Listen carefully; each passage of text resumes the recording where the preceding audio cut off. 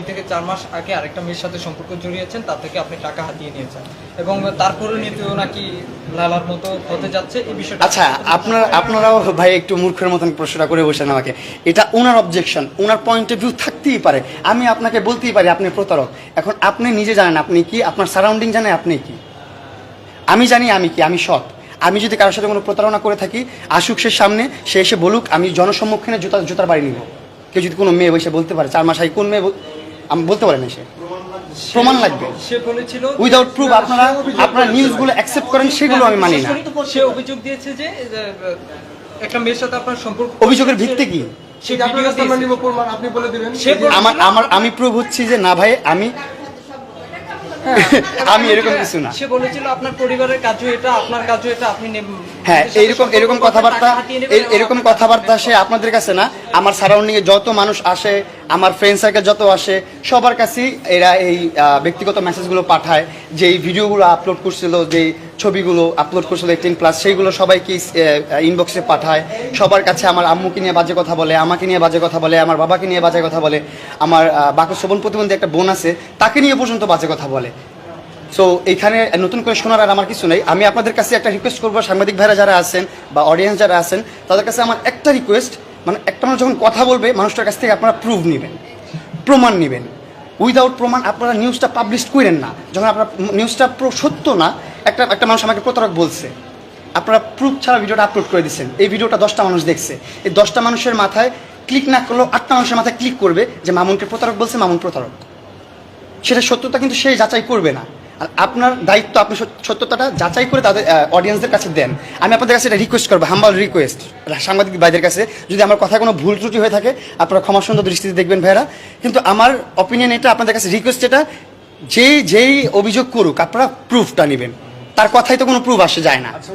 আপনাদের কাছে কি ওই মহিলা, ভদ্র মহিলা ব্যতীত কোনো মেয়ে এখন পর্যন্ত এসে বলছে যে আমি প্রতারিত? আপনাদের কাছে কারোর কাছে বলছে? কেউ বলতে পারবেন? লাস্ট কোশ্চেন, যদি আপনার আনসার দিতে ইচ্ছা করেন তাহলে দিবেন। জি বলেন। আচ্ছা, উনি বললো ইতিমধ্যে যে আপনার পারিবারিক ব্যবসা, আপনার সুযোগ চারা দিয়ে মেয়েদের পটিয়ে আপনি অর্থ আদায় করেন। এই তো এইগুলোই তো মিসইউজ। এইগুলো হচ্ছে আমাকে অপমান করে কথা বলতেছে, আমাকে এই সোশ্যাল মিডিয়ায় হ্যারাস করতেছে। আপনারা তো বুঝতেছেন এটা কোন প্রমাণ আছে আপনাদের কাছে যে আমি প্রতারক? আমাকে প্রতারক কেন বলতেছে সে? আচ্ছা ভাইয়া, সে কিন্তু বলেছে এখন আমি প্রতারক হয়ে যাব, এখন আমি খুনি হয়ে যাব, এখন আমি ধর্ষক হয়ে যাব। মানে এখন এলিগেশনসের অভাব নাই, বুঝছেন? মানুষ যখন ভালোবাসার মানুষ থাকে তখন সে থাকে হীরার টুকরা, যখন ভালোবাসা থেকে সরে যায় তখন হয়ে যায় সে ডাস্টবিনের ময়লা। সেটা আমি এখন আমি প্রতারক, ধর্ষক, তারপর খুনি, আরো কত কিছু আমি এখন। সো এটা নিয়ে আমি কিছু বলতে চাচ্ছি না। করেছে যে আপনি কিভাবে বোন হিসেবে তার এক ছাদের নিচে থাকলেন, কিভাবে আপনি দর্শক তাকে প্রশ্ন করেন না। আমি তো ছোট একটা মানুষ ছিলাম, আমি তো বলতেছি আমার লাইফে ভুল হয়ে গেছে। আমি ছোট্ট মানুষ ছিলাম, আমার ভুল হয়েছে, আমি ম্যানিপুলেশনের শিকার ছিলাম। She is a such a manipulator. সেই যেভাবে ম্যানিপুলেশন করবে আপনাকে, আপনি বুঝতে পারবেন না আপনার জীবনে কি চলতেছে না চলতেছে। আপনার জীবন দুনিয়া উনি হয়ে যাবে তখন। এটা হচ্ছে ম্যানিপুলেশনের পাওয়ার। ম্যানিপুলেশন কি এটা বুঝতে হবে আপনাদের আগে। আমি ম্যানিপুলেশনে ছিলাম 3 ইয়ার্স।